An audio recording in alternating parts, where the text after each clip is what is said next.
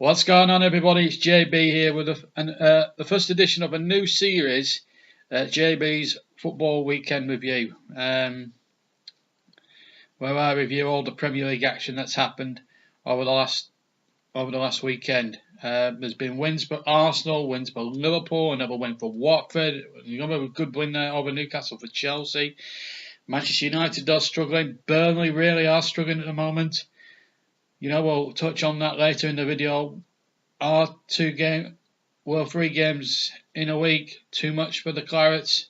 Is the European campaign affecting us? Well, you'll get my opinions on that a bit later on. But I want to touch on Manchester United first of all, and the enigma, I should say, that is Jose Mourinho. Gonna get my teeth in properly. Well, what can I say? It was just unbelievable. First half, I thought Manchester United were brilliant. They were magnificent. They were cohesive.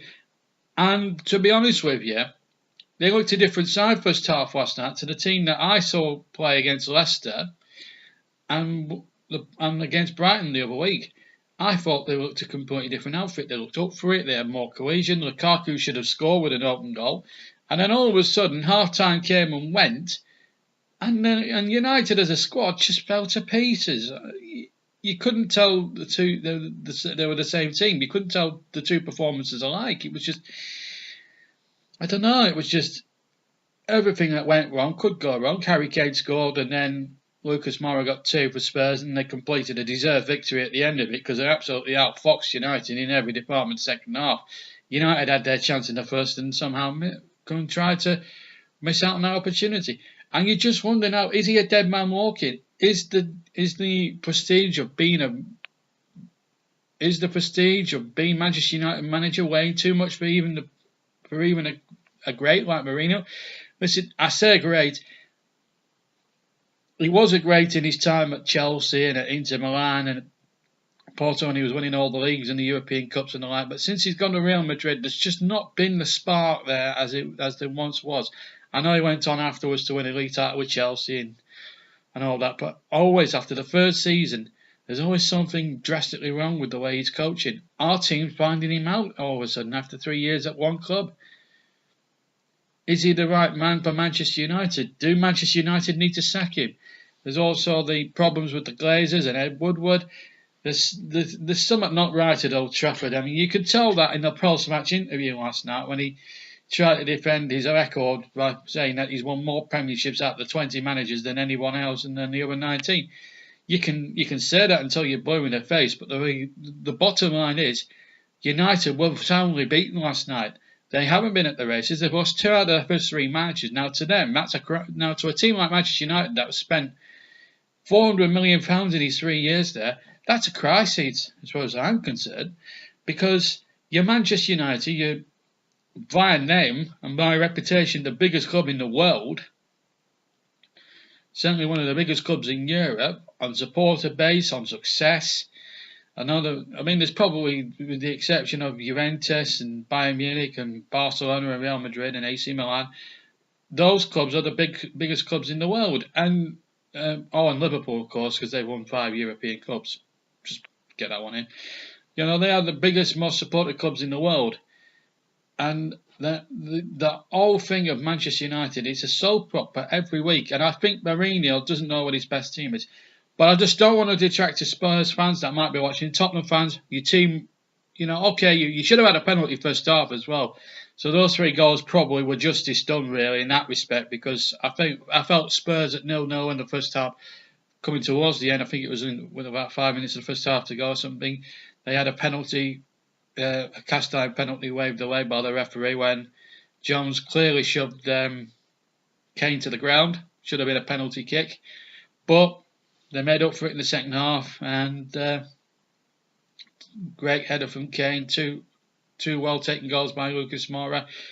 Dele Alli could have made it even better for them if he'd have kept his head when going round the hair, but the job was done, and it's very rare that you see Manchester United beaten by Spurs on their own ground. So there's something must be wrong there. And then obviously Mourinho's come out with the press conferences and It's all gone. It's all gone badly wrong, unfortunately, for Mourinho. But well done to Spurs. 3 wins out of 3 for them. You know, they didn't spend any money. They didn't bring anybody in. I think that might, in the end, prove to be a very good thing for them, really, because they've got a settled team. It looks like they played like a proper team last night, and it was good to see. Talking of crisis, there's one here one down at Burnley. I've got to touch on it. I can't hold back any longer with this. Sunday was a very depressing day. It's got to be said. Being a Burnley fan, I mean, it's one thing being thrashed 3-1 by Watford, and then we're not trying it in the second half. I don't know why we didn't try. Just seem, you know, we gave Watford the match on a plate. We go to Olympiacos, we play well, and then all of a sudden, when they don't get a penalty at the end of the first half, there's that skullduggery, and then if it's believed that the Olympiacos chairman's burst into the referee's room and then sort of like put pressure on the referee to give every decision that Burnley, any decision that he gives in their favour. I have to say some of the decisions on Thursday night in the second half were disgraceful, and I'm referring to the penalty harsh penalty that was given against Gibson and the red card given against the same player. He misses the return at Turf Moor now because it was 2 yellows and you can't overturn suspensions on 2 yellows, unfortunately, which I thought was a disgrace, but there you go. And so I don't think we recovered from that on Sunday. I have to say Fulham caused a lot of problems for Spurs the other week, so I was going into the game very pessimistic, although I did predict we'd go for a 1-0, but I knew full well that Fulham would cause us troubles. I've seen a bit of them in the Championship last year, and they didn't half cause teams problems. They caused 1 or 2 problems for Crystal Palace, although without finding the back of the net. They've spent over £100 million on players, and they've shown more ambition than what we've done over the summer. So I have to say, I thought Schürrle was unplayable. I thought Mitrovic won every header against our 2 centre backs. And Ben Mee, I've got to pick on Ben Mee here for a second. He was, and I don't know what's up with him this season. Last season he was magnificent, couldn't put a foot wrong. Him and Tarks were just unbeatable. This season it's totally changed. It's almost as if Ben Mee isn't interested. And I know he's not signed a new contract, and that was great news at the time. But what's the point in signing a new deal when you're just not playing well enough? And you know, I honestly think when Tom Heaton isn't playing, I think we need a new leader out on the field. Ben Mee, you know, he was a good leader last season, but I've not seen any leadership qualities from him this season. I don't think he's a good enough captain.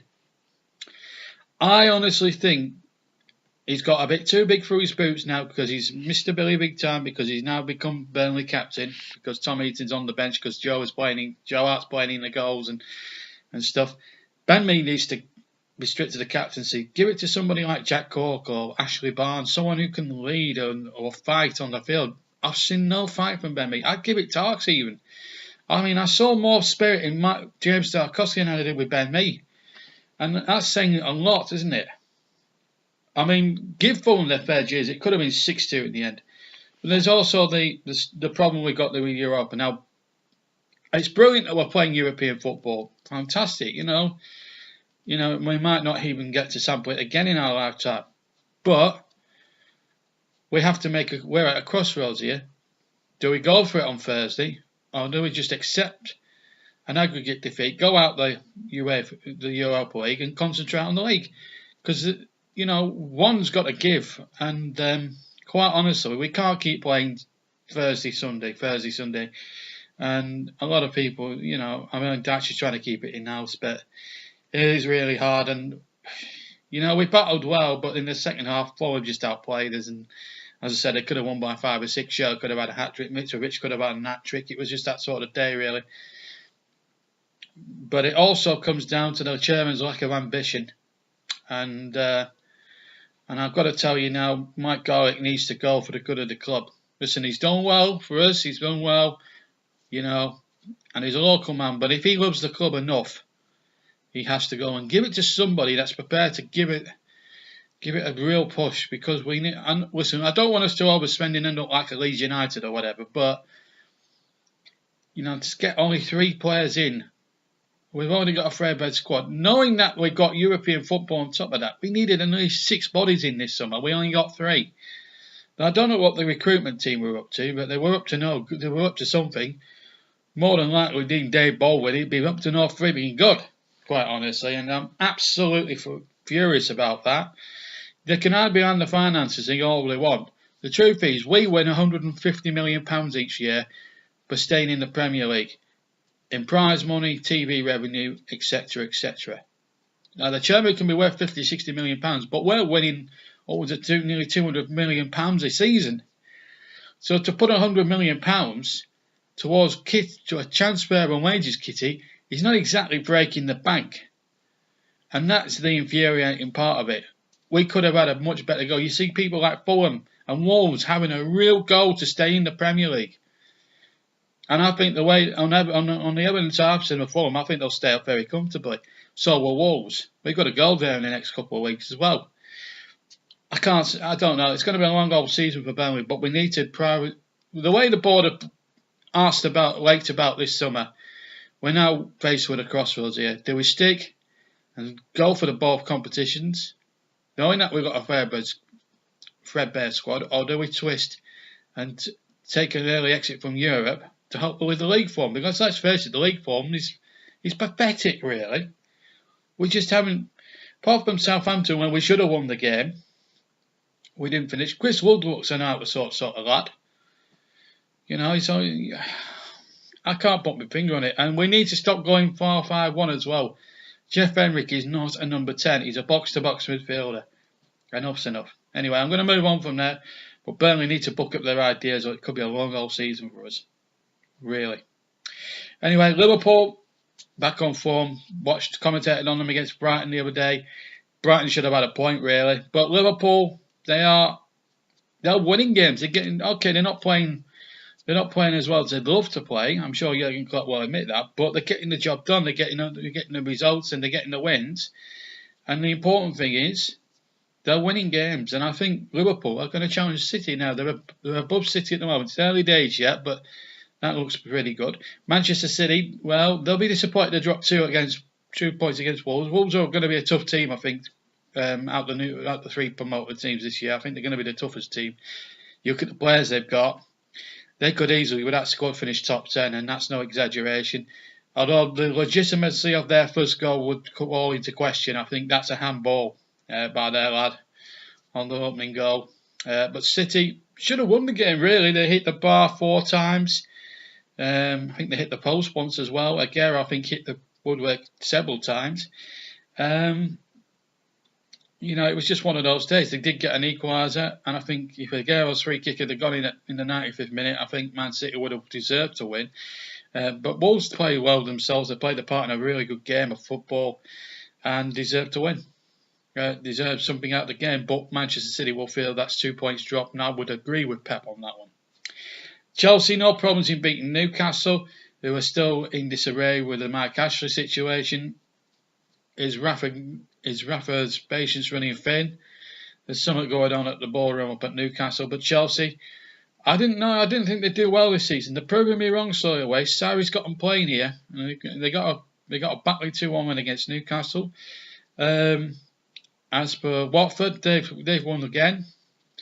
They look class against us last week. They made us look like amateurs, basically. And they made Palace look a bit like amateurs, although Palace will feel a bit hard done by. They lost the game 2-1. They battled back, so got them back into it. But it just wasn't enough in the end. But Watford, they're succeeding, but we'll just have to see how they go about it, because if they have a dip in form towards the halfway mark of the season, you know what the Pozzos are like. They'll sack anyone if they don't put 2 results together, let alone 6 or 7. Loyalty to them is completely out of sync for them. Huddersfield and Cardiff, real tame affair, that one. Not much happening apart from the red card that Hogg got. Everton, that was a good game between Everton and Bournemouth, 2-2. I thought Everton would have won. Richarlison sent off for violent conduct. That's disappointing, really. Everton have spent a lot of money on him. He's got off the ground running, but he is a bit of a liability as far as his discipline's concerned, and he needs to work on that, I think. But he's got the right manager, I think, in Silva for that. Bournemouth had Adam Smith sent off in the same game, came back and got themselves a point, and fair play to them. Good comeback there. Also the result. Also a good result for Leicester. No Jamie Vardy, but Damari Gray stepped up. Southampton had a man sent off, OEBA. That's looking bleak for them. And Arsenal as well. Special mention to Arsenal. Great result for them against West Ham. And I feel for West Ham a bit. You know, I had them down to finish quite high in the table. I know they've had some tough start. I know they've had a tough start.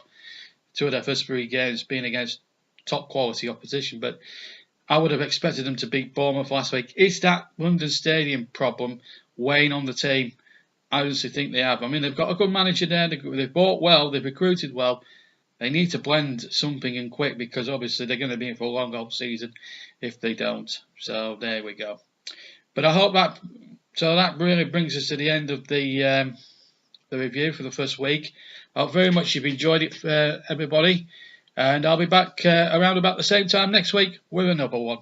But until then, keep enjoying the commentaries on YouTube and other things like that. But until then, for me, JB, have a wonderful day, have a wonderful week, and we'll see you very, very soon. Take care. Bye-bye.